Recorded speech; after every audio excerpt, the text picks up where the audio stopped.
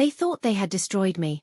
They thought the woman they had mocked, framed, and humiliated would stay broken forever. But the moment I opened that golden envelope, engraved with the name of my only son, I knew my chance had come. He didn't send that wedding invitation out of love or reconciliation. He sent it to disgrace me. To parade me as a fallen mother in front of wealthy guests, his new bride, and a society that already whispered my name with suspicion.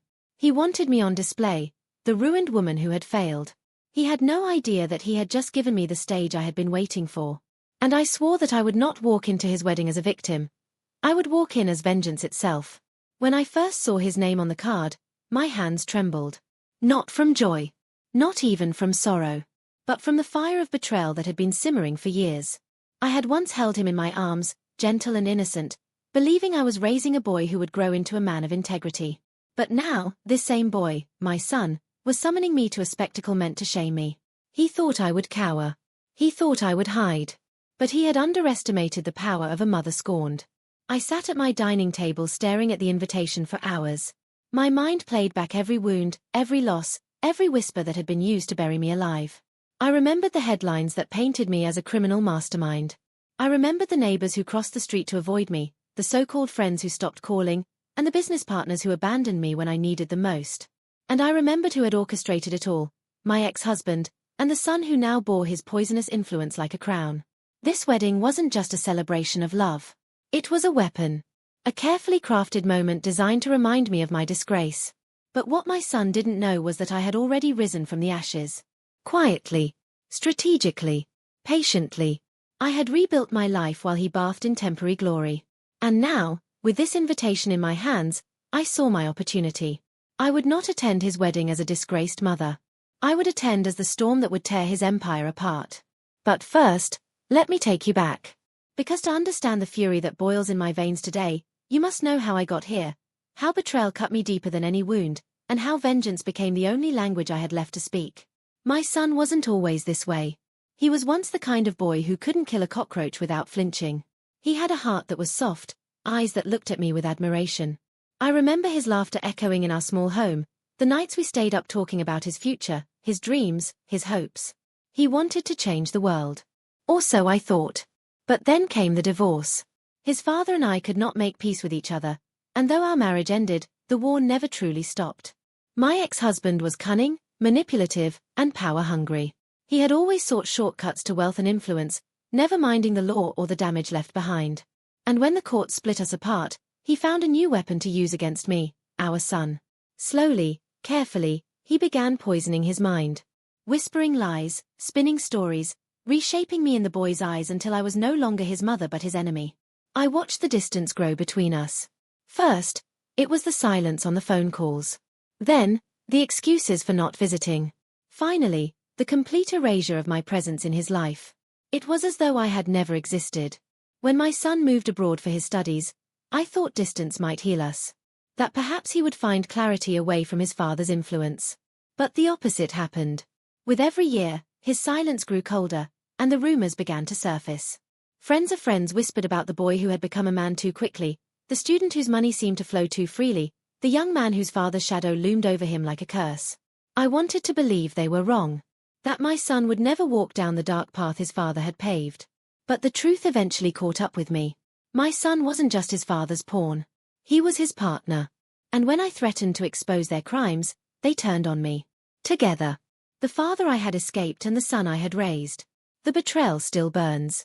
They planted evidence, forged documents, and delivered me to authorities like a lamb to slaughter. I was branded a criminal, abandoned, humiliated. My life was torn apart by the very people I had once loved most. But here I am. Still standing. Still breathing. And with this invitation, they've unknowingly given me the weapon I need. So listen closely, because this is not just another story of betrayal. This is the story of how I will destroy my son on the day he thought he would destroy me. His wedding will not be a coronation. It will be his execution. And I will make sure every single guest watches him fall. Stay with me as I take you on this journey. Because this is more than revenge. It's justice. And justice, in my hands, is brutal. And before we continue to the next chapter, don't forget to subscribe, hit the like button, and tell us where you're streaming from. This story is just getting started. They say betrayal only cuts deep when it comes from someone you love. And that is why my son's betrayal still bleeds inside me. To this day, I can't help but look back on the boy he used to be. The boy who clung to my skirt when thunder rattled the windows. The boy whose laughter could light up even the darkest day. The boy who once told me he wanted to grow up and make me proud. If only he knew then how far from that promise he would fall. When he was a child, my world revolved around him. He wasn't just my son. He was my miracle. A quiet boy, shy at times, but thoughtful in ways that astonished me. He'd sit by the window for hours, watching ants march in lines, asking me questions about why they worked so hard. He'd rescue stray cats and bring them home, insisting they deserved love. That was the boy I raised, a boy who couldn't harm a fly, let alone dream of betraying his mother. Our bond was unshakable, or so I thought. Nights were spent whispering stories to each other in the dark. I told him about my own childhood struggles, and he promised me he'd be different, that he would always stand by me no matter what. I poured everything I had into him, my time, my sacrifices, my dreams. I didn't care how much I had to endure. My son was worth it. He was supposed to be my redemption. But life has a cruel way of reminding you that innocence is fragile, and bonds, no matter how sacred, can be broken. The cracks began with my marriage. His father and I were oil and water, constantly at war, but for years I endured it for the sake of my child. Until I couldn't anymore. The divorce was ugly, filled with venom and accusations, but I told myself my son would understand. I told myself he knew who I was and how deeply I loved him. What I failed to see was how my ex-husband sharpened his tongue into a weapon. To him, our son wasn't just his child, he was his ally, his pawn in a game designed to destroy me. And slowly, with lies whispered into his ear, the boy I once held close began to slip away. At first, it was small things. My son would come home from visits with his father and suddenly question me. He'd ask why I was so strict, why I worked too much, why I didn't trust people more. Those weren't his words. They were echoes of his father's voice, cleverly disguised as innocent questions. I brushed it off, thinking he was just curious, but inside, a seed of doubt had been planted. Then came the silence. He'd retreat to his room more often, speak less at dinner, avoid my gaze. I'd knock on his door and hear only the muffled sound of phone calls, laughter, and conversations I wasn't invited into. The son who once shared every detail of his day now guarded his world like a fortress. I remember one night in particular. He was 12, and we had just argued over his homework. He stormed off, slamming the door. Later, when I went to check on him, I overheard him whispering into the phone, "Mom just doesn't get it. Dad's right about her." Those words cracked something inside me. Still, I tried to hold on. I tried to remind him of who I was, who we were together. Birthdays, school plays, soccer games, I was there. Every milestone, every celebration, I stood by him. I thought love would be enough to shield him from his father's poison. But love, I learned, can be drowned out by lies repeated often enough. As he grew older, the distance widened. By the time he turned 16, he had perfected the art of coldness. No more hugs, no more laughter. Just polite nods, stiff conversations, and eyes that looked through me rather than at me. I would sit in the living room at night, clutching old photo albums, flipping through images of a little boy who no longer existed. A boy replaced by a stranger I could not reach. And then came the day he left for college overseas. I had hoped that the distance from his father might bring him back to me. That without that constant influence, he might rediscover who he really was. But when he boarded that plane, I didn't just lose my son to distance. I lost him completely. Letters went unanswered. Calls grew fewer until they stopped altogether. Holidays came and went, and the empty chair at my table was a constant reminder of what I had lost.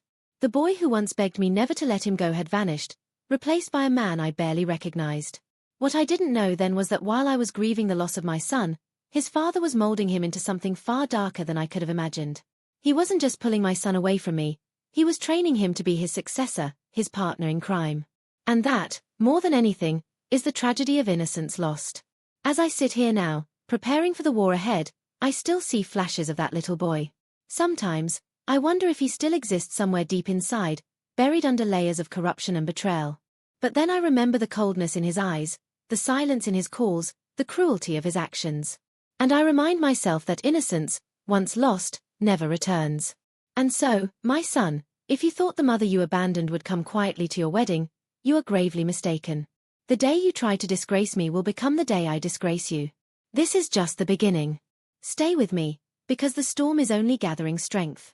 Don't forget to subscribe, hit the like button, and tell us where you're streaming from. Chapter 3 is where the poison begins to spread.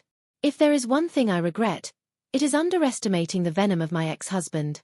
I thought divorce would cut me free from his cruelty. I thought distance would dull his blade. But what I failed to see was that he wasn't satisfied with just ruining me, he wanted my son too. And so he planted himself in that boy's life like a weed, wrapping his roots around him until his voice, his thoughts, and his heart no longer belonged to me. My ex-husband was a master manipulator. Charming on the surface, venomous underneath. He knew how to wear a smile in public while sinking daggers in private. When we were married, I endured his games, his schemes, his endless hunger for power. But once we separated, I became his sworn enemy. And he decided that the sharpest way to stab me was through the one person I loved most. He played the long game. It wasn't enough to win custody battles or to flaunt his wealth. No, his mission was to rewrite my son's understanding of me. Slowly, he fed him lies, subtle at first, then sharpened over time. He'd say I was too strict, too cold, too obsessed with control. He told our son that I didn't understand him, that I would never support his dreams. With every poisonous word, he twisted the bond between mother and child into suspicion and resentment. And the boy believed him. How could he not? His father made sure every lie came wrapped in love. He took our son to expensive restaurants, bought him gadgets and clothes, paraded him through social circles that dazzled a young mind. He gave him everything a teenager thought he wanted, all while painting me as the enemy who held him back. And like a moth drawn to fire, my son leaned closer and closer to the very man who would one day destroy him. I watched helplessly as my boy became a stranger. He'd return from weekends with his father with a smirk he never had before, a confidence that wasn't his own. He started mocking my rules, questioning my authority, as if I were just an obstacle in his path. Every time I tried to pull him back, his father pushed harder, whispering that I was suffocating him, that I was the reason he needed to escape. One evening, I confronted my ex-husband. I told him to stop, to let me raise our son without his interference. He only laughed, that cruel, mocking laugh I knew too well. "You're too serious," he said. "The boy needs freedom. With me, he'll learn how the world really works. With you, he'll be nothing." Those words still echo. He wasn't just trying to guide our son, he was reshaping him into his reflection. And what terrified me most was how easily my son absorbed it. By the time he was 18, the boy I knew was gone. His father had turned him against me completely. Conversations were no longer about school or friends or dreams, they were about money, power, and opportunity. He spoke like a man decades older, echoing philosophies that dripped with greed and disregard for morality. And then came the move abroad. His father orchestrated everything, enrolling him in a foreign university, funding his life overseas, surrounding him with connections that weren't students but businessmen with dark reputations. On the surface, it was education. In truth, it was training. Training to become the partner his father had always wanted. I reached out, desperate to save what little connection we had left. I wrote letters, called him, sent gifts. Most went unanswered. And when he did respond, it was cold, clipped, almost rehearsed. It was as if every word had been approved by his father before he spoke it. But the poison wasn't just emotional. It was practical. His father began using him in his business dealings, pulling him deeper into a world of shadows. The boy who once saved stray cats was now signing documents he didn't fully understand, laundering money through accounts he didn't question, carrying favors for men whose names he should never have known. I wanted to scream, to tear him out of that world, to drag him back home and remind him of who he used to be. But every attempt only pushed him further away. His father had convinced him that I was the enemy, that my warnings were not protection, but chains. The day I realized the full extent of my ex-husband's manipulation, I felt a part of me die. I had lost my son not to death, but to corruption. The poison had done its work, and innocence had been replaced with arrogance, suspicion, and loyalty to a man who cared nothing for him beyond how useful he could be. But make no mistake, I wasn't finished. I bided my time. I studied my ex-husband's moves. I documented his crimes. I waited for the right moment to strike back. Because I knew the day would come when his poison would turn on him, and I would be there to make sure it destroyed them both. And now, with a wedding invitation clenched in my hands, that day is closer than ever. My son thinks he is marrying into power, sealing his place in society. But he is blind to the fact that his father's poison runs through his veins, and poison, no matter how sweet, eventually kills. Stay close, because this story is only heating up. His father started the war, but I will end it. And I will end it publicly. Don't forget to subscribe, like this story, and tell us where you're streaming from. Chapter 4 will reveal how distance and foreign lands turned my son from a victim into an accomplice. When my son boarded that plane, I stood at the airport and told myself it was a new beginning. I convinced myself that distance from his father might clear the fog of poison that had clouded his mind. Maybe, I thought, in a foreign country, away from his father's reach, he would rediscover who he truly was. I clung to hope the way a drowning woman clings to driftwood. But hope is fragile, and in my case, it was a lie I told myself to ease the ache of watching him go. The truth revealed itself slowly. At first, there were phone calls, brief, polite, lacking warmth but still present. He'd tell me about his classes, the professors, the culture shock of living abroad. I held on to those conversations, desperate to believe the boy I raised was still in there. But soon, the calls grew shorter. Then, they stopped altogether. Messages went unanswered. Holidays passed without a word. I told myself he was busy, adjusting, living the life of a student. But deep down, I knew something darker was at play. Foreign lands didn't free him from his father, they cemented his control. What I didn't realize at the time was that my ex-husband had carefully chosen the country, the university, even the network my son would step into. It wasn't about education. It was recruitment. My son wasn't just studying, he was being groomed. Introduced to men who wore suits by day and dealt in shadows by night. Men who disguised crime as business and corruption as opportunity. The reports trickled back to me in whispers. A friend of a friend mentioned seeing him driving luxury cars far beyond a student's means. Another told me he'd been spotted dining in restaurants frequented by notorious businessmen. Each rumor was a dagger to my chest. This was not the boy who once saved stray cats and asked innocent questions about the world. This was someone else. Someone hardened. Someone unrecognizable. And then, there were the photos. One evening, I received an anonymous email. No words, just attachments. I hesitated before opening them, afraid of what I might see. But curiosity overpowered fear, and when the images loaded, I felt my stomach drop. There he was, my son, standing beside his father at a private gathering overseas. They were flanked by men I knew by reputation alone.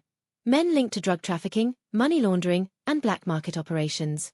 My son was smiling, shaking hands, holding glasses of champagne as though he belonged there. He looked nothing like the boy I raised. I stared at those photos until tears blurred my vision. He was supposed to be safe. He was supposed to be building a future. Instead, he was standing shoulder to shoulder with criminals, already wrapped in the same darkness his father had drowned in years ago. I tried to reach out, to pull him back. I sent long emails begging him to talk to me. I pleaded with him to come home, even just for a visit. I told him I wasn't angry, only worried, only desperate to see him. The responses I received were cold, clipped, calculated. I'm fine. I'm busy. Stop worrying. Each word cut me deeper, not because of what was said, but because of what was missing, the warmth, the love, the connection. Eventually, even those responses stopped. Silence became his weapon, and I was left to wrestle with the grief of losing a child who was still alive. But silence is never truly empty. It speaks volumes when you listen closely. Through that silence, I began piecing together the truth. My son wasn't just avoiding me, he was being shaped, molded, trained. Every step abroad was another brick in the empire his father was building. And the boy I once knew was vanishing, replaced by a man who valued money, power, and influence more than family or morality. Still, I refused to give up. Mothers don't stop loving, even when their love is rejected. I told myself I could save him. That if I gathered enough proof, if I confronted him with the reality of what he was becoming, he would turn back. So I started digging. I contacted old acquaintances, business contacts, even investigators. And what I uncovered chilled me to the bone. My son wasn't just a bystander. He was actively participating. Bank accounts in his name linked to suspicious transfers. Travel records that coincided with major shipments flagged by international authorities. His signature, his handwriting, on documents tied to shell companies. He wasn't just standing beside criminals. He was one of them. I sat in the darkness of my home with the evidence spread out before me, my hands shaking as I tried to reconcile the truth. The boy who once cried over lost kittens was now laundering money for men who would kill without hesitation. And I realized something then. My son wasn't a victim anymore. He was a willing accomplice. That was the night my hope died. And in its place, something else took root, resolve. Because if he had chosen his father's path, then he had also chosen me as his enemy. And I would no longer stand helplessly on the sidelines while they built their empire on lies and blood. His wedding invitation was still years away, but even then, I began to prepare. Quietly, patiently, I started planning. I didn't know how or when, but I knew one day I would be given a chance to strike back. And when that day came, I would be ready. Stay with me, because this story is only unraveling deeper. The son I raised abroad became someone I could barely recognize, and soon, the whispers of his new life turned into proof of the empire he was building. Don't forget to subscribe, hit the like button, and tell us where you're streaming from. In Chapter 5, you'll learn how the first rumors of his crimes became undeniable truths, and how I prepared to confront the darkness head-on. Rumors are strange things. They float in the air like smoke, faint and elusive, until one day they choke you with the stench of truth. For years, whispers of my son's involvement in his father's world drifted toward me. I tried to brush them aside, convincing myself they were exaggerations, half-truths, or lies spun by jealous tongues. But the more I ignored them, the louder they grew, until they became a roar I could no longer silence. It began innocently enough. A neighbor mentioned hearing that my son had been spotted driving a Maserati overseas, despite being on a student visa. He must be doing well, she said with a laugh, her eyes glinting with curiosity. I forced a smile, pretending not to feel the sting. My son never had a taste for flashy cars. He was practical, modest, even shy. That image, the boy who once begged me to buy him second-hand sneakers instead of new ones because he didn't want to stand out, clashed violently with the man in the rumor. Then came the stories of expensive parties. A colleague of mine, whose niece studied at the same university, told me in hushed tones that my son was always surrounded by an entourage. He doesn't act like a student, she said. More like a prince. I wanted to scream. I wanted to defend him, to insist she was mistaken. But her words matched too closely with the photos I had already seen, the ones of him standing with his father and those men of shadows. The first real crack in my denial came from an unexpected place, the news. An international report exposed a drug syndicate smuggling shipments through universities, using unsuspecting students as couriers. Buried in the article was the name of a shell company, one I recognized from the papers I had quietly collected months earlier. And there it was, in black and white, my son's signature, linking him to an offshore account used in the scheme. I remember staring at the newspaper until the ink blurred, my heart pounding so loudly I could barely hear myself think. I had to accept it. The rumors weren't just rumors. They were breadcrumbs leading to a truth I didn't want to face. Still, I needed more than whispers and hints. I needed undeniable proof. So, I hired a private investigator. A retired federal agent with connections deep enough to dig where I couldn't. His name was Donovan, a man with sharp eyes and a sharper tongue. When I first sat across from him at a cafe, sliding the folder of clippings and photos across the table, he gave me a look that pierced straight through me.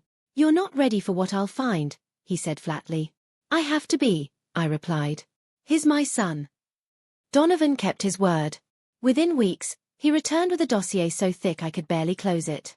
And inside those pages, my son's double life unfolded like a crime novel. Bank statements tied to suspicious transfers. Flight records aligning with known smuggling routes. Photographs of him shaking hands with men already under federal watch lists.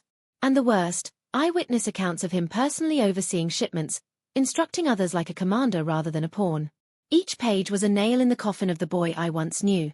I remember sitting in my living room that night, the folder spread across the coffee table, and sobbing until my chest ached. How had it come to this? How had my son, my gentle, quiet son, transformed into a man orchestrating the very crimes I had once warned him about? It felt like watching him die in slow motion, replaced by a stranger with his face. But grief soon gave way to fury. My ex-husband had stolen my son from me, not by kidnapping him, but by corrupting him, reshaping him into his image. And my son had allowed it, choosing greed and power over loyalty and love. They thought I was powerless. They thought I was a woman to be discarded, silenced, forgotten. But they were wrong. The rumors had become truths, and the truths had armed me with resolve. From that point forward, I began keeping meticulous records of everything Donovan uncovered.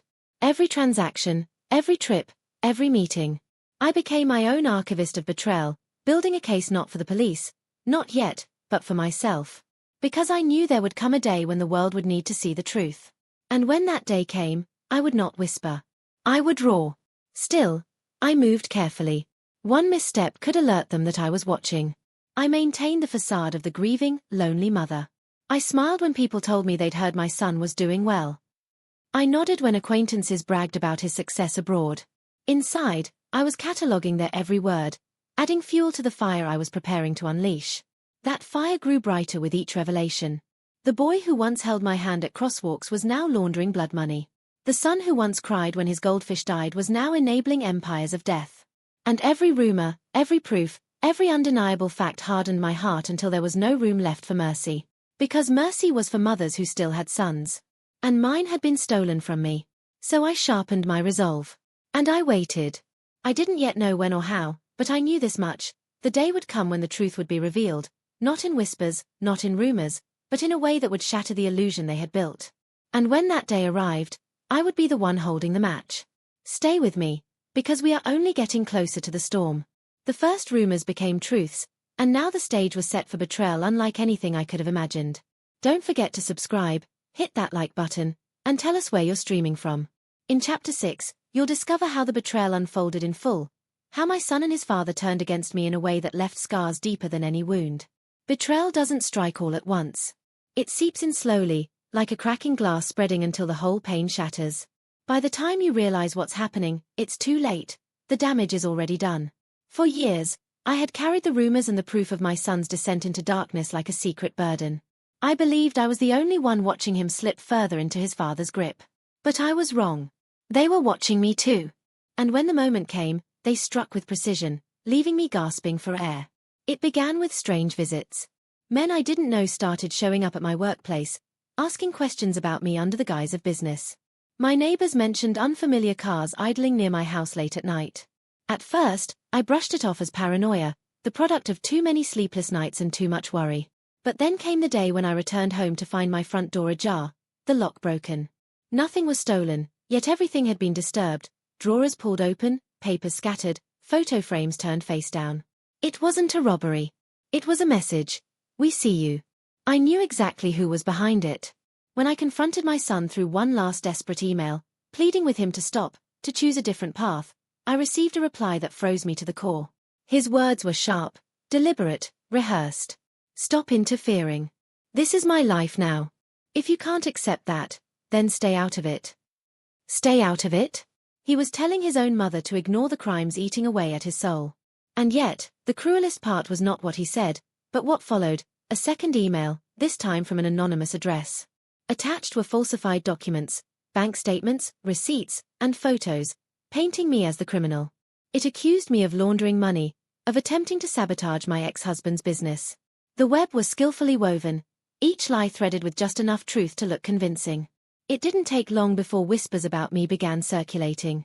At church, people who once greeted me warmly now avoided my gaze.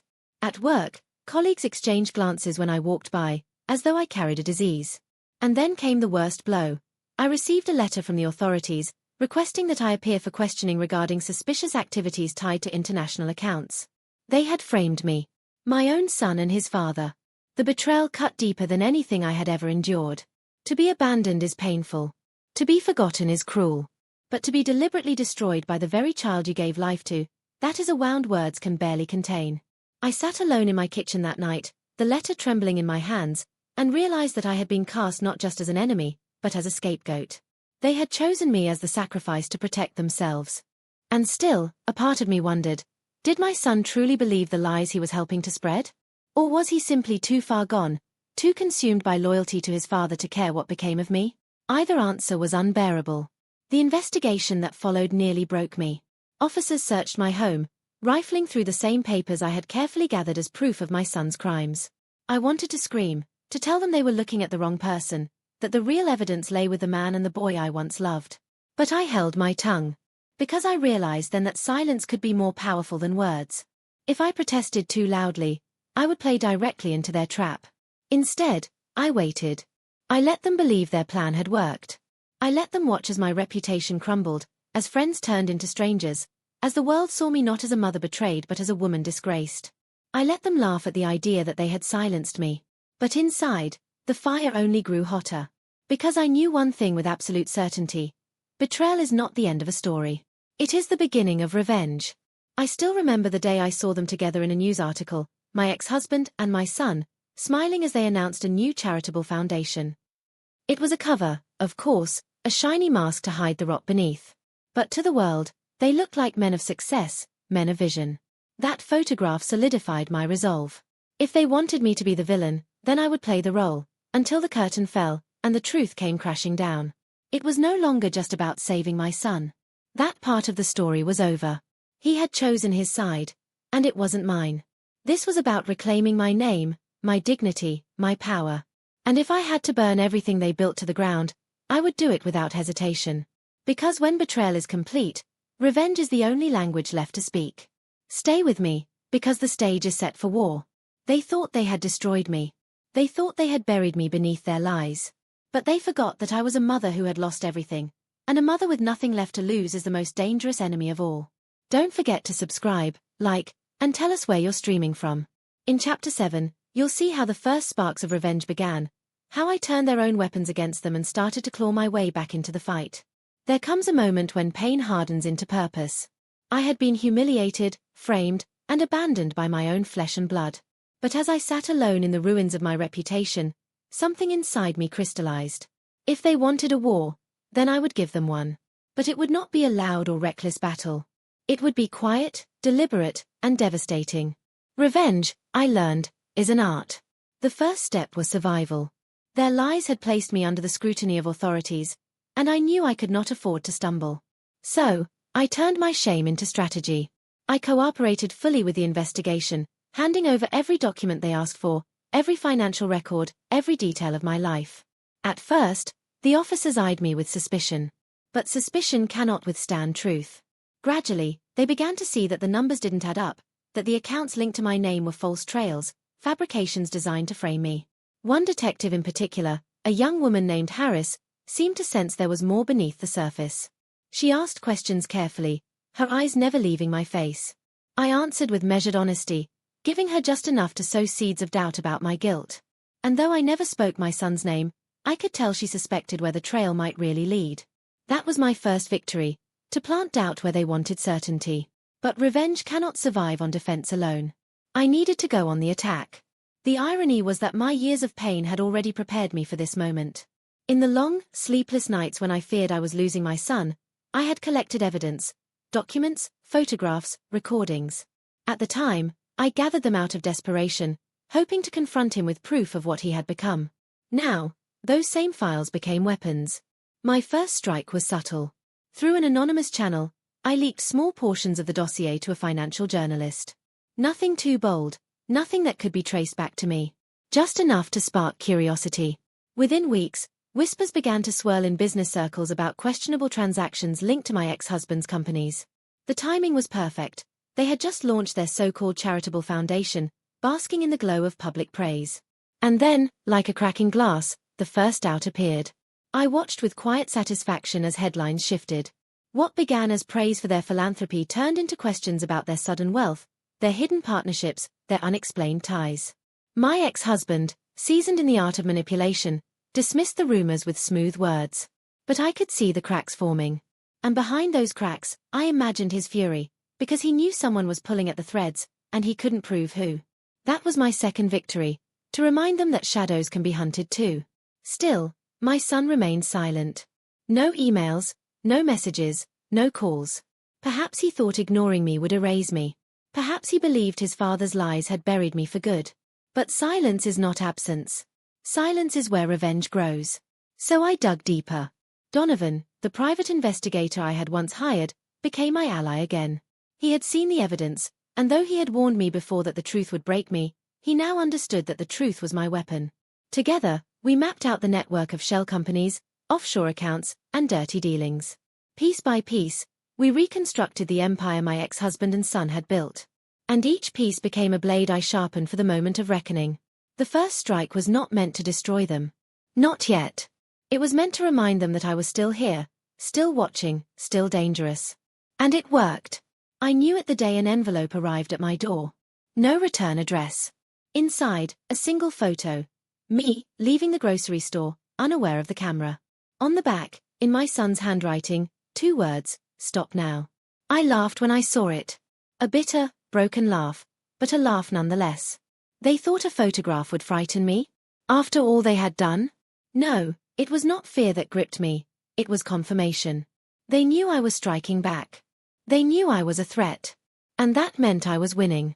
From that day forward, the fear that had haunted me was gone. In its place burned resolve. I no longer saw myself as the abandoned mother or the disgraced woman. I was the storm they had created, and I was coming for them. The first strike had landed, subtle but effective. And as I stood at the threshold of the war to come, I made myself a promise. The next blows would not be whispers. They would be thunder. Stay with me, because this story is only escalating. The first strike rattled them, but what comes next will shake the ground beneath their empire. Don't forget to subscribe, hit that like button, and tell us where you're streaming from. In Chapter 8, I'll reveal how I launched the next phase of my revenge, the moves that turned whispers into storms, and storms into destruction. Revenge doesn't grow in a straight line. It spreads like wildfire, starting small, then feeding on oxygen until it consumes everything in its path. My first strike had been quiet, a whisper that sowed doubt in the world they had carefully constructed. But whispers weren't enough anymore. It was time for storms. The escalation began with information. Donovan and I had spent months digging into their empire, charting connections most people couldn't begin to imagine. Shell corporations, dummy charities, offshore accounts hidden in the Cayman Islands, false invoices routed through respectable firms. To the public eye, it looked like success. To me, it was a fortress built of paper and lies. And like any fortress, all it needed was a weak point. I found it in their foundation. The charitable organization my ex-husband and son had launched was their crown jewel. It gave them legitimacy, prestige, and most importantly, access to government grants and wealthy donors. But beneath the glossy brochures and smiling photos, I uncovered irregularities. Donations that vanished, projects that never materialized, and money that looped back into their own accounts. It was laundering dressed in kindness. My second strike was bolder than the first. I leaked not to a single journalist this time, but to multiple watchdog groups. Non-profits, anti-corruption organizations, even bloggers hungry for scandal. Within weeks, reports began circulating about the charity with missing millions. Questions turned into investigations. Donors pulled back, the media swarmed, and suddenly, my ex-husband's smug face was plastered across television screens, not as a philanthropist, but as a suspect. The escalation worked. For the first time, I saw cracks not just in their empire, but in their composure. My son released a statement online, denying any wrongdoing and blaming disgruntled individuals for spreading lies. I almost laughed when I read it. Disgruntled? No. Determined. He still refused to say my name, but I knew his words were meant for me. And in those carefully chosen lines, I saw something I hadn't seen before: fear. But escalation is a dangerous game. The louder I became, the more dangerous their response. One night, as I drove home, headlights appeared in my rearview mirror. They stayed with me for miles, too close, too deliberate. When I turned, they turned. When I slowed, they slowed. By the time I reached my street, my heart was pounding. I pulled over suddenly, daring them to reveal themselves. The car lingered for a moment, then sped away into the night. I knew it wasn't a coincidence. They were warning me. I refused to be intimidated. If they wanted war, I would show them I could fight without flinching. So I escalated further. Through Donovan's contacts, I arranged for key evidence, documents linking their charity to offshore laundering, to be delivered directly to a federal task force. Not anonymously this time, but through channels that guaranteed attention. I didn't reveal myself, not yet. But I made sure the evidence was undeniable, impossible to ignore. Within weeks, subpoenas were issued. Investigators swarmed their offices. Computers were seized, records confiscated. News outlets ran nightly segments on the charity scandal rocking the community. And in the middle of it all stood my son, his name dragged through mud he had helped create. Did it hurt to see him fall? Yes. A part of me still remembered the boy who once clung to my hand. But pain had long since hardened into resolve. He had chosen his father's path, and that path now led directly into the fire. But escalation brought new costs. Friends I thought I could trust began receiving threats for being too close to me. Donovan was followed. His phone tapped. And then came the final warning. A note slipped under my door. For words scrawled in haste. You're next. Stop now. I stared at those words for a long time. Once, they might have terrified me. Once, I might have hidden, surrendered, begged for mercy. But not anymore. Because those words told me what I needed to know. My strikes were landing. My revenge was no longer a nuisance. It was a threat. And so, I pressed harder. I began feeding information not just to watchdogs and investigators, but to rivals of my ex-husband's businesses. Competitors eager to exploit weakness. Each leak destabilized their empire further, stripping away allies and investors. Deals collapsed. Partnerships crumbled. The once untouchable men began to look desperate. That was my third victory, turning their own greed against them. By the time the dust settled, their so-called charity was under federal investigation, their businesses were hemorrhaging money, and the empire they had built was starting to look less like a fortress and more like a crumbling ruin. But I knew this was only the beginning. Escalation wasn't about finishing them off. It was about softening the ground for the final blow. And that blow would come, not in courtrooms or newspapers, but in the most personal arena of all, my son's wedding. That would be the moment the world would see the truth, unmasked and undeniable. That would be the moment when betrayal turned into brutal, irreversible revenge. Stay with me, because we are just getting closer to the heart of this storm. Escalation was only phase 2.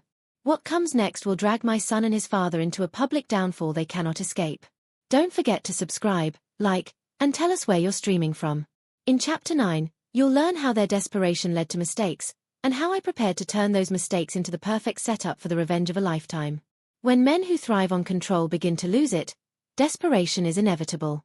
My ex-husband and my son had spent years building their empire on lies, manipulation, and fear. They believed themselves untouchable, untarnished, too clever to ever be caught. But the truth is simple. Even the mightiest towers crumble when the foundation is made of sand. And now, the cracks I had carved into their lives were spreading faster than they could contain. Desperation makes men reckless. At first, they tried to maintain appearances. My son gave interviews, smiling through clenched teeth as he dismissed the investigations into their charity as misunderstandings. My ex-husband stood by his side, still projecting the image of a powerful businessman, a man above reproach.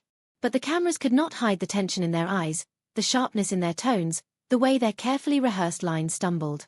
Behind the scenes, the fallout was worse. Investors began pulling out of their projects, donors demanded refunds, and federal agents circled closer with every passing week. Their phones, once filled with eager partners, now rang with silence. Their empire wasn't collapsing all at once, it was bleeding out slowly, death by 1,000 cuts. And I was the one holding the blade. I had learned by then that desperation breeds mistakes, and so I waited for them. It didn't take long.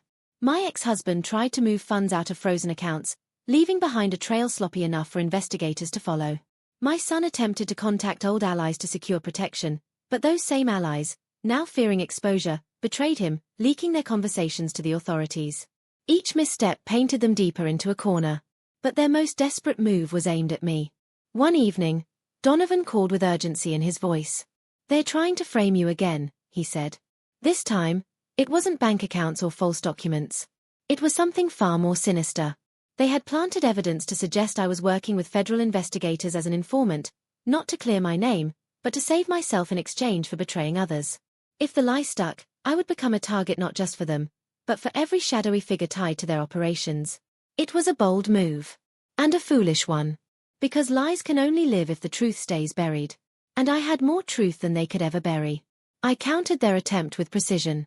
Using the files Donovan and I had compiled, I anonymously leaked proof that it was they who had tried to bribe investigators, not me. The evidence spread like wildfire, splashed across news reports, feeding the public narrative that the once great father and son were nothing but frauds scrambling to survive. Their credibility, already weakened, shattered completely. That was my fourth victory, turning their desperation into humiliation. But desperation is not just public, it is deeply personal. I could see it in my son's eyes the next time his photo appeared online. Gone was the arrogance of the untouchable man. His smile was strained, his posture slouched, his gaze tired. He was unraveling, and yet, a part of me couldn't help but wonder, was there any trace of my boy left inside that hollow shell? Did he regret choosing his father's path? Or was regret too small a word for the destruction he had embraced? The questions haunted me, but I did not let them weaken my resolve. Regret could not erase betrayal. Regret could not undo the lies. And regret certainly could not return the years they had stolen from me. My focus had to remain sharp, because desperation has a way of making cornered men dangerous. And dangerous they became. Threats escalated from subtle warnings to outright intimidation. Anonymous calls at all hours. Men loitering near my home, their eyes too sharp, their silence too deliberate. Even Donovan wasn't spared. His car was vandalized, his tires slashed, his message clear: back off or suffer. But fear had lost its grip on me long ago. I refused to cower. Each act of intimidation only reminded me that I was winning, that their desperation was proof of my power. They had wanted me erased, silenced, forgotten. Instead, I was the storm unraveling their lives piece by piece. And yet, I knew this war could not last forever. Desperation was only the prelude. The true climax was still to come. Because in the midst of their downfall, a single piece of news arrived that shifted everything. My son was getting married. An extravagant wedding, planned to restore their image, to remind the world that they were still powerful, still respected, still untouchable. An invitation was sent to me, laced not with love but with venom. I could see it in every word. They didn't want me there to celebrate. They wanted me there to be humiliated, to stand as the disgraced mother in the shadows while they paraded their false happiness. That was when my purpose sharpened to a razor's edge. Their desperation had led them here, to one final, glittering display. They thought it would be their redemption. But I knew better. It would be their downfall. Stay with me, because we are standing at the edge of the storm now. Desperation has driven them to recklessness, and that recklessness has opened the door for my revenge. Don't forget to subscribe, hit that like button, and tell us where you're streaming from. In Chapter 10, you'll see how I prepared for the wedding, the stage where all secrets would unravel, and where my revenge would finally take its brutal shape. When the invitation arrived, it was not on the delicate wings of affection or reconciliation. No, it came with the weight of mockery, an arrow shot straight at my heart. The embossed gold letters, the elegant cursive script, the grand announcement of love and union, it was all a performance. And I, according to their plan, was to play the role of the humiliated mother, the forgotten shadow in the crowd. I could almost hear their laughter when I held it in my hand. My son's name, next to hers, glittered like a crown on the card. The venue was a mansion in the heart of New York, a place designed for spectacle, for extravagance, for envy. Every detail screamed arrogance. But what stung most was not the location or the luxury. It was the intention. They wanted me there to be disgraced. I imagined the whispers, the sidelong glances, the judgmental eyes of their wealthy guests. There she is, the mother they disowned, the woman they buried in scandal. Look how far they've risen without her. They wanted my silence to be their trophy, my presence their proof of victory. But they had forgotten one crucial thing. I was not a woman who bowed to shame. I was not a pawn in their cruel game. I had been forged in betrayal, sharpened in exile, and now I was fire itself. If they wanted me there, then I would come, but not as their victim. I would come as their reckoning. The decision crystallized in me like ice. This wedding would not be a celebration. It would be a stage. And on that stage, I would unveil the truth they had buried for so long. Their carefully crafted empire of lies would shatter beneath the weight of exposure, and their perfect facade would dissolve before every guest they had invited. But to do this, I had to prepare meticulously. Revenge is not chaos. Revenge is orchestration. I started with the symbols of power they could never control: appearance and presence. If they expected me to arrive broken, I would arrive untouchable. I reached out to Donovan, and together we designed an entrance that would burn itself into memory. I rented a Lamborghini, sleek and black, its engine a roar of defiance. I gathered an entourage, not of shallow sycophants, but of people who had once suffered under my ex-husband's cruelty and who now stood ready to witness his downfall. The irony was beautiful. They had invited me to be their disgrace, but I would arrive as their mirror, reflecting their own corruption back at them. But presence alone would not be enough. Words and whispers fade. I needed evidence. And I had it. Over the years, Donovan and I had compiled mountains of files, recordings, and documents. Proof of drug trafficking, money laundering, tax fraud, and manipulation of charities. Enough to end careers, ruin reputations, and invite prison sentences. The question was not whether I had enough to destroy them. The question was how to deliver the blow. That's when the idea struck me. The wedding wasn't just a gathering of family and friends. It was a convergence of power. Business partners, investors, politicians, influencers, all would be there. And in their presence, I would reveal the scandal. Not quietly, not discreetly, but publicly, spectacularly, irreversibly. I spent nights rehearsing, envisioning the moment. The bride's smile, frozen mid-laugh.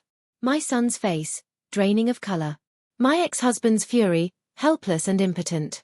And the crowd, gasps, murmurs, shock turning to disgust as the truth cut through the lies. I wanted them to feel what I had felt. Humiliation. Betrayal. Exposure. Except unlike me, they would not recover. Still, there was an ache beneath my resolve. My son. My blood. I wondered, late at night, if there was still a fragment of innocence in him, the quiet boy who once couldn't harm a cockroach. But each memory of his betrayal sharpened my will. The boy I raised was gone, replaced by the man who had chosen his father's path of corruption. If he was determined to disgrace me, then I would show him the consequences of standing against the woman who gave him life. As the wedding day drew closer, tension tightened in my chest, not of fear, but of anticipation. Everything had led to this. Every betrayal, every wound, every humiliation. This was the climax I had been preparing for, the moment when the victim would become the victor, when the betrayed would become the executioner. And so, I pressed the invitation flat against my table one last time. Its golden letters gleamed under the light, unaware of the storm they had summoned. "Very well," I whispered to the empty room. "You wanted me there. You shall have me. But you will not leave unchanged. None of you will." That night, I closed my eyes and saw it clearly. The Lamborghini's engine rumbling, my entourage stepping out beside me, heads turning as I entered the grand hall, and then, the silence, the unraveling, the scandal revealed for all to see. The invitation was not their victory. It was their undoing. Stay with me, because the stage is set, and the performance is about to begin. Don't forget to subscribe, like, and tell us where you're streaming from. In Chapter 11, you'll see my arrival at the wedding, the Lamborghini, the entourage, and the first cracks in their carefully polished facade. The morning of the wedding felt like the calm before a hurricane. Outside, the autumn sky stretched blue and crisp over New York, a deceptive beauty that masked the storm brewing in my chest. I stood before the mirror, fastening the final clasp of my gown, a deep emerald silk that shimmered with every breath of light. Power has a language, and I had chosen to speak it boldly. They wanted me invisible, diminished, humiliated. Instead, I would arrive unforgettable. The Lamborghini pulled up outside Donovan's townhouse just as planned. Its glossy black paint reflected the city like a blade, sharp and lethal. When the driver opened the door, the low growl of the engine rolled through the street, drawing glances from passers-by. I stepped inside, my pulse steady, my resolve iron. This was not a ride. It was a declaration. Behind me, my entourage followed in a second car. They were not mere accessories, not hollow bodies filling seats. They were people wronged by my ex-husband's schemes, partners betrayed, workers exploited, lives ruined. Today, they came not for vengeance of their own, but to witness his reckoning. Each of them carried proof, files, photographs, testimonies. Together, we were more than a group. We were an army. The venue was a mansion in Manhattan, a grotesque display of wealth. Crystal chandeliers glowed in the windows, violin music floated faintly through the air, and luxury cars lined the entrance. Guests in tailored suits and gowns clustered on the steps, sipping champagne, laughing, unaware of the storm about to break. The Lamborghini glided to a stop at the entrance. The valet, expecting another shallow guest with borrowed prestige, stepped forward. But when the scissor doors rose and I stepped out, silence swept across the steps. Heads turned, conversations faltered, eyes widened. I walked slowly, deliberately, emerald silk brushing the marble steps, diamond earrings catching the sunlight, confidence radiating like armor. My entourage followed, each one immaculately dressed, their presence amplifying mine. It wasn't just an entrance, it was a coronation. Whispers erupted. "Is that her? I thought she wouldn't show her face again. She looks untouchable." And that was the point. They expected a ghost of a woman, broken and bitter. What they got was a queen returned to claim her throne. Inside, the opulence continued, golden chandeliers, white roses cascading over tables, a string quartet playing softly in the corner. Guests turned as I entered, their surprise morphing into curiosity, admiration, unease. The weight of their eyes was delicious. Every glance was a silent acknowledgement. I had stolen the spotlight from the bride and groom before they had even made their appearance. My ex-husband noticed me first. His jaw clenched, the mask of charm faltering for a fraction of a second. He had not expected this. He had not expected me. My son saw me next, and the shock in his face was a wound I relished. For a moment, he looked like the boy I once knew, confused, uncertain, searching. But the mask returned quickly, hardened into a sneer. The bride, radiant in lace and diamonds, clutched his arm tighter, her smile brittle under the weight of my presence. I wondered if she understood yet what she had stepped into. Did she know she was marrying not into power, but into rot? Or had she chosen blindness, seduced by glittering lies? As I made my way through the hall, conversations dipped, music swelled to fill the silence, and then dipped again as guests leaned to whisper. Some smiled nervously at me, others avoided my eyes. But none could deny the gravity I carried. I did not look at my son or his father. Not yet. That moment was coming, and I would not squander it. For now, I let them stew in discomfort, let their anticipation gnaw at them like rats in a cage. Every second of my calm presence was a victory, every step a reminder that they no longer controlled the narrative. At the table assigned to me, far from the family, of course, I paused, then turned to a server. "I'll take champagne," I said smoothly, my voice carrying farther than necessary. Guests leaned closer to catch the sound. I lifted the glass when it arrived, holding it high enough for the light to strike. "To appearances," I murmured. Those nearest to me shifted uneasily, sensing the edge beneath my words but unsure of their meaning. Good. Let them wonder. The truth was coming, and their curiosity would soon turn to horror. Across the room, I caught Donovan's eye. He gave a barely perceptible nod. Everything was in place, the evidence, the timing, the plan. All that remained was the moment to strike. But I was in no rush. Revenge is sweetest when savored. I let the music play, the laughter ripple, the spectacle unfold. I wanted them to be comfortable, secure in their illusion of control. Because when the revelation came, it would not merely wound them, it would annihilate them. As the bride and groom prepared to make their grand entrance, I leaned back in my chair, lips curved in the faintest of smiles. The Lamborghini had brought me here not as a guest, but as a force. And when the storm broke, no one in that room would forget who had brought it. Stay with me, because what comes next will shake the very foundations of that wedding. Don't forget to subscribe, like, and tell us where you're streaming from. In Chapter 12, the ceremony begins, and with it, the first crack in their perfect facade. The string quartet's melody floated through the hall, light and graceful, as though the notes themselves were complicit in the lie unfolding.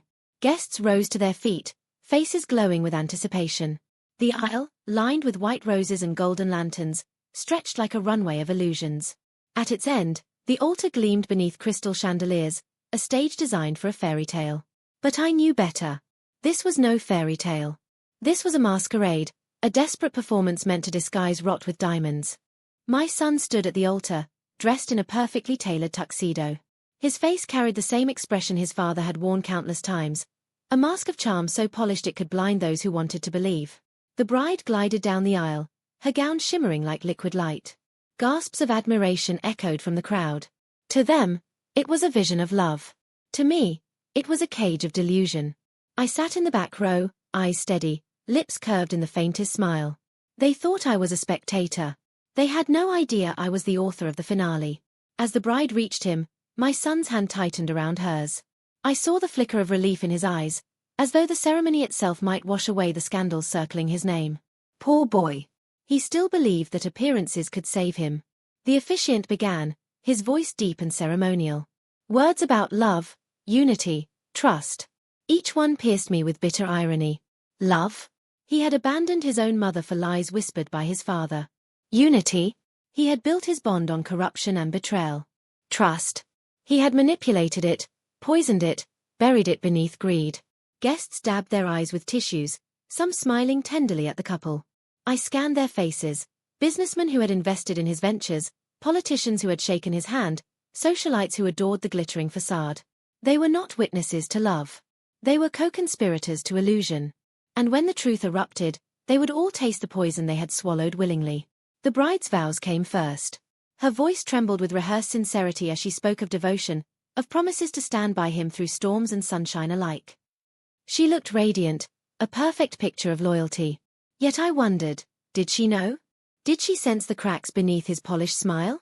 Or was she simply another victim of his charm, a pawn traded in his father's endless game of power? Then came my son's vows. His voice was strong, confident, almost arrogant. He promised protection, provision, eternal faithfulness. Each word dripped with irony. He was a man who couldn't even protect his own conscience.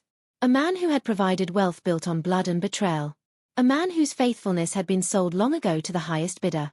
I almost laughed. But I didn't. Not yet.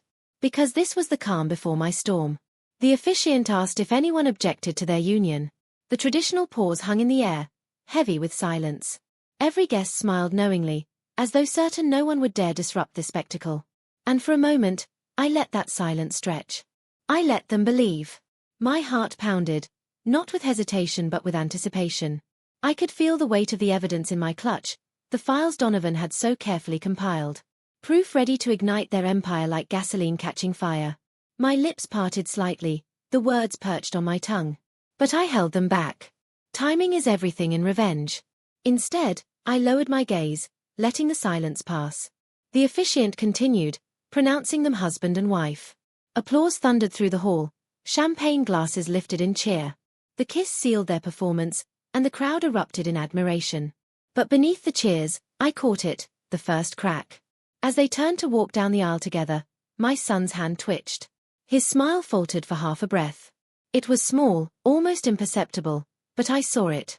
The pressure was mounting. He knew the storm was near.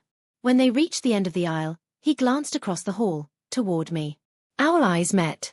For the briefest second, his mask slipped. I saw not the triumphant groom, not the powerful man, but the frightened boy underneath. He knew I hadn't come here to celebrate. He knew the reckoning was close. I raised my champagne glass slightly, the faintest toast, and let a slow, deliberate smile spread across my face. His jaw tightened. The crack widened. As the guests followed the couple into the grand ballroom for the reception, the music swelled louder, drowning the tension. But I carried it with me like a secret flame. The ceremony was over. The performance complete.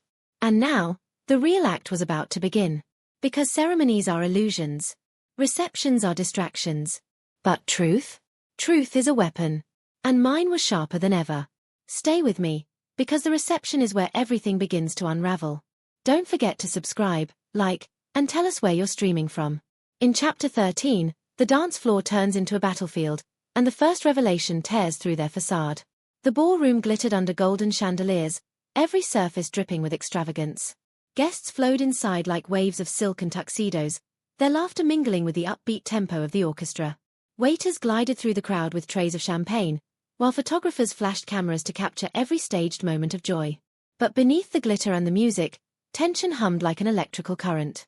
I could feel it in the air, sharp and buzzing, waiting to snap. My son and his bride moved gracefully across the room, greeting guests with rehearsed smiles. To most eyes, they looked untouchable. To mine, I saw the edges fraying. The first dance was announced, and the crowd circled the floor. My son led his bride with precision, his hand firm on her waist, his jaw tight with effort. The orchestra swelled, and applause rippled through the room as they spun, dipped, and smiled for the cameras. Yet even in this performance, I caught it again, that flicker in his eyes, the crack he couldn't control. Desperation hides poorly beneath chandeliers. I let the dance play out, sipping champagne, waiting. Patience is the currency of revenge, and I was wealthy with it. When the song ended, the applause rose again, filling the air with forced delight. My son bowed, kissed his bride's hand, and turned to the crowd with a flourish. That was my cue. I stepped forward, my heels striking the marble with sharp, deliberate echoes. Heads turned. Conversations hushed. A ripple of awareness spread across the ballroom as I moved toward the center. Beautiful, I said, raising my glass. My voice carried easily, cutting through the noise. Truly beautiful. The guests smiled nervously, some clapping again, unsure what role I was playing. My son's eyes, however, narrowed. He knew. He felt the trap tightening. I remember, I continued, when my son was a boy. He couldn't kill a cockroach, so gentle, so timid. A quiet child, afraid even of shadows. My gaze slid deliberately to him, letting the weight of memory linger. But look at him now. So confident. So strong. There was a pause, long enough for the words to sting, long enough for the guests to sense the shift. My tone wasn't adoring. It was edged, sharp enough to draw blood. The bride forced a laugh, her hand tightening on his arm. How sweet, she said brightly. But her voice trembled ever so slightly.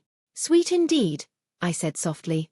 Though sweetness, when mixed with bitterness, can turn quite poisonous. Gasps rippled faintly through the crowd. My son stepped forward, his smile frozen. Mother, he said smoothly, his voice tight. Perhaps now isn't the time for stories. I tilted my head. And when would be the time? You invited me here, after all. Was it not to witness your triumph? To see what you've become? I let my eyes sweep the crowd. Well, I see it clearly now. And I think it's only fair that everyone else does too. The silence was suffocating. Cameras hovered, recording every twitch of expression. The bride's eyes darted nervously, scanning the room for rescue. My son's father, standing at the far end, clenched his glass so tightly I thought it might shatter. I raised my champagne glass higher. To appearances, I said, my voice ringing with mockery. To the perfect couple. To the perfect family. To a future built on illusions. The toast was delivered not as celebration, but as indictment. I drank slowly, letting the words settle like poison in the air. Guests shifted uneasily, whispers buzzing like flies. Some looked at me with confusion, others with suspicion. A few glanced toward my son, searching for reassurance, for an explanation. But his mask was cracking. His jaw twitched, his hand clenched around his bride's fingers. It was only the beginning. I did not need to reveal everything yet. Not here, not now. The art of revenge lies in escalation, in stripping away the facade piece by piece until nothing remains. Tonight was not for mercy. Tonight was for spectacle. I turned away from the crowd, leaving them with the taste of unease, the suspicion of scandal. My presence alone was enough to poison the evening. Every laugh after that toast sounded strained. Every smile looked forced. The bride's radiance dulled under the weight of nervous whispers. And my son? He was unraveling. I could feel it. Every eye on him was a burden, every murmur a dagger. His father avoided my gaze entirely, focusing instead on guests, trying desperately to glue the mask back together. But it was too late. The first crack had widened. At my table, Donovan leaned closer. You've set the fire, he murmured. It'll spread. I smiled faintly. Oh, it will. But we haven't even opened the furnace yet. Because tonight was not just about unsettling them. It was about preparing for the brutal strike to come, the revelation that would tear apart everything they had built. And so, I waited, sipping champagne, watching them squirm under the weight of suspicion. The dance floor glistened, the chandeliers sparkled, the music swelled. But the beauty was hollow now. The air was poisoned. And every guest could feel it, though none could name it yet. Stay with me, because the real blow is coming. Don't forget to subscribe, like, and tell us where you're streaming from. In Chapter 14, the mask finally shatters, and their darkest secrets are dragged into the light. The night had grown heavy with unease. The chandeliers still glittered, the orchestra still played, but beneath it all, the air was tense, brittle, ready to snap. My son moved through the crowd with forced laughter, his bride clinging to him like a shield. His father hovered nearby, whispering to allies, trying desperately to keep the illusion intact. But illusions can only stretch so far. Tonight, the truth would slice them apart. Donovan caught my eye across the room. A subtle nod passed between us, the signal. Everything we had gathered, every file, every recording, every damning piece of evidence, was ready. My pulse quickened, not with fear, but with anticipation. Years of betrayal had led to this moment. Tonight, the world would finally see them for who they truly were. The master of ceremonies tapped his glass, calling for silence. Ladies and gentlemen, he announced, before dinner is served, the groom's father would like to offer a toast. Of course he would. Always desperate to control the narrative, to paint himself as the patriarch, the pillar of power. He raised his glass, his voice smooth and commanding. He spoke of family, of honor, of legacy. His words dripped with the same poison that had once seduced my son away from me. When he finished, applause rippled across the hall. Guests lifted their glasses, smiling, reassured by his performance. That was when I rose. Before you drink, I said clearly, my voice cutting through the room like a blade, you might want to know exactly what you're toasting. The silence that followed was absolute. Every head turned toward me. Cameras swiveled. The orchestra faltered to a halt. My son's face drained of color, his bride frozen beside him. His father's glass hovered in midair, his smile cracking. I stepped forward, clutch in hand. You raise your glasses to honor? To legacy? To love? My voice hardened. No. You raise your glasses to lies. To greed. To corruption. To a legacy built on ruin. Gasps rippled across the hall. Whispers flared. But I didn't stop. You all see the perfect couple tonight, I continued. The glowing bride. The proud groom. The powerful family. But what you don't see, what they don't want you to see, is the truth. And I have it here. I opened the clutch and pulled out the files, thick with documents, photographs, transcripts. I held them high for the crowd to see. Donovan stepped forward, connecting a drive to the projector. Within seconds, the screens around the ballroom flickered, and then the images appeared. Bank transfers, fake charities, offshore accounts, photos of drug shipments, emails with politicians and investors. Evidence upon evidence, each more damning than the last. Gasps turned into cries. Guests clutched their pearls, covered their mouths, leaned back in disbelief. "That's impossible," someone shouted. "My God," another whispered. The bride's face collapsed into horror as the screens flashed with her husband's name tied to laundering operations. She turned to him, eyes wide with betrayal. He tried to speak, to explain, but the noise drowned him out. His father shouted, his voice booming, "This is slander. Lies. Fabricated nonsense." But the screens betrayed him. His signature. His photos. His voice recordings. His empire unraveling in real time. I stepped into the center of the chaos, my voice calm, cold, undeniable. 4 years, they built their lives on blood money. They destroyed families. They trafficked drugs. They laundered wealth through charities meant to help the innocent. They thought they were untouchable. They thought they could bury the truth forever. But tonight, the burial ends. Cameras flashed wildly. Phones filmed every second. Within minutes, the scandal was no longer confined to that ballroom. It was spilling into the world. My son stumbled toward me, his mask gone. "Mother, stop this," he hissed, desperation cracking his voice. I met his gaze, unflinching. "You stopped being my son when you chose his lies over my truth. Tonight, you reap what you sow." He froze, stricken, his bride pulling her hand from his grasp as if his touch burned. His father roared again, trying to silence me, but the evidence was too loud, the images too clear. Guests began to move away from them, disgust written on every face. Allies became enemies in an instant. The perfect wedding had transformed into a public trial. And the verdict was undeniable. I lifted my glass one final time, my voice ringing through the room. To truth. To justice. To the end of their empire. The glass clinked against crystal. I drank slowly, savoring the silence that followed. For the first time in years, the power was mine. Stay with me, because the aftermath will be darker than anything you've seen yet. Don't forget to subscribe, like, and tell us where you're streaming from. In Chapter 15, the final chapter, you'll witness the brutal end of my revenge, and the ruins they are forced to live in. The ballroom was no longer a celebration hall. It had transformed into a battlefield. The guests, once eager for champagne and laughter, were now spectators to a reckoning. My son stood paralyzed, his bride's hand torn from his grasp, his father shouting denials that fell flat against the undeniable weight of truth projected across every screen. But this was only the beginning. Exposure was satisfying, yes, but I had promised myself something deeper. Brutal revenge was never about mere embarrassment, it was about stripping them of everything they valued: reputation, power, loyalty, and the illusion of control. I set down my glass and reached for the microphone. The room hushed instantly. Even in chaos, they wanted to hear what I would say next. "You've seen the documents," I said, my tone cold and steady. "But what you haven't seen is how far their betrayal truly goes. You know their greed. Now you will know their shame." Donovan, ever the silent partner in this mission, pressed another button.